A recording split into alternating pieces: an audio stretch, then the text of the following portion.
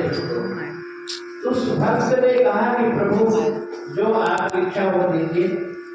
भगवान कहे देखो हम दो चीज तुमको दे सकते हैं, तुमको भक्ति चाहिए या कि माया चाहिए, क्या चाहिए तुमको? भक्ति।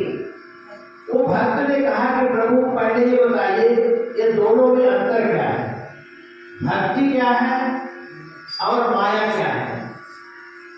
जब हम जानेंगे तभी तो हम कहेंगे हाँ आपको ये चाहिए, ये चाहिए।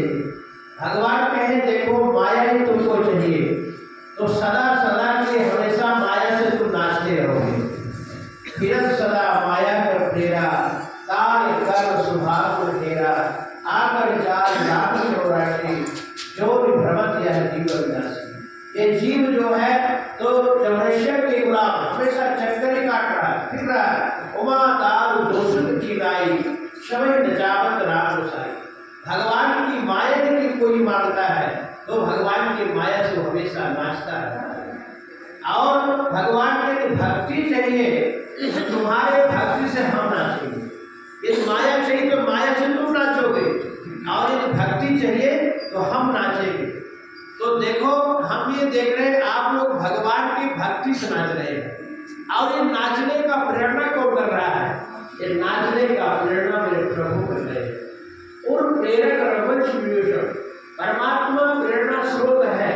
अब वो प्रेरणा करता है कि अब नाचो मेरे भक्ति भजन में नाचो। माता जी कहना नहीं पड़ता है, माता जी के एक सूत्र है, एक प्रेरणा सूत्र है, लेकिन वो भगवान कहते नाचो। जैसे पहलवान है, अब वो पहलवान को पहलवानी नहीं मिलती तो वो दीवार में अपना मुक्का मारने लगता है। देखिए हो गया, जब उसको रोज पहलवानी चाहिए, यदि नहीं पहलवानी करेगा तो हाथ पांव उसका जकड़ जाएगा, बात का शिकार हो जाएगा।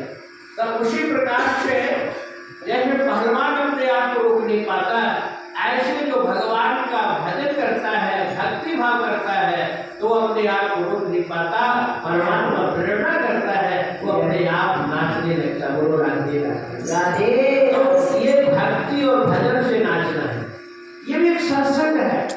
एक बार गौतम बुद्ध काशी ने कहा कि भगवान हम सत्संग तो सुनते हैं लेकिन यह दैनिक सत्संग चलता है। अरे करनाल में देखो 3 जगह सत्संग होता है, 3 जगह हम जा रहे हैं। 16 से मेरा पूरा सनातन मंदिर में है तो हमने ये माता की भक्ति से हम लोग भक्ति भाव से नीचे आ गए। हम तो जाकर आराम से सोते, लेकिन नहीं, मन नहीं मेरा माना। हम कहे चलो भाई 2 मिनट के लिए बैठ जाते हैं।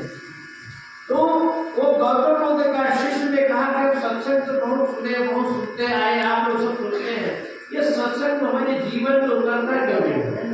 ये गले से नीचे क्यों नहीं उतरता? गौतम बुद्ध ने शिष्य को कहे एक घड़ा मदिरा लाओ। अब वो मदिरा सुनते अवाक हो गए, गुरु जी और मदिरा वाला शराब। बोले नहीं लाओ, एक घड़ा मदिरा लाओ। अब गुरु जी के कहने से लाए गए, गुरु की आज्ञा है।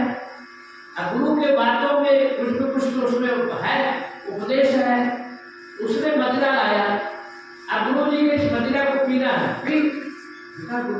मदिरा बोले नहीं पीना है, बार बार बोलने को पीना है उसको मदिरा। और ध्यान रखना मदिरा तो पीना है लेकिन उसको गले में नीचे नहीं उतारना है, बस फूकते जाना है। मदिरा पी और फूकते जाना है।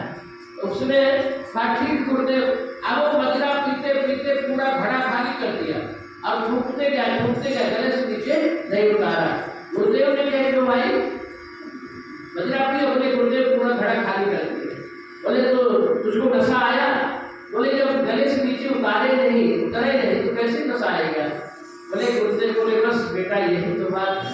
सत्संग तो ऊपर ही से सुन रहा है, सुना के सुन रहा है, ऐसे सुन रहा है, सुना और निकाल के कान से, अपने गले से नीचे नहीं उतारा। जब तक गले से नीचे नहीं उतारोगे तब तक सत्संग कैसे आपको सत्संग का जरूरत रहेगा।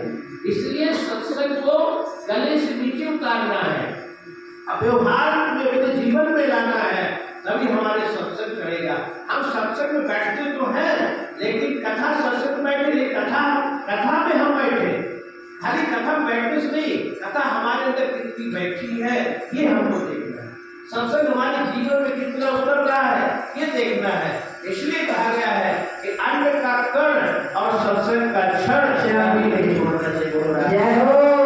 अब ये सत्संग भजन आप हम सब कर रहे हैं, ये क्या है?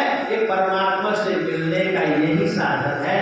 इसलिए कहा गया 2 मिनट बड़ा गुनगुना ले। उसे माता जी तो कई बार बच्चे गाएंगे, लेकिन मन नहीं मान रहा, हम नहीं जाने। साधनों से मिलने का सत्संग ही बहाना है। साधनों से मिलने का सत्संग ही बहाना है। कहाँ ढूंढा तुझे, कहाँ पाया है।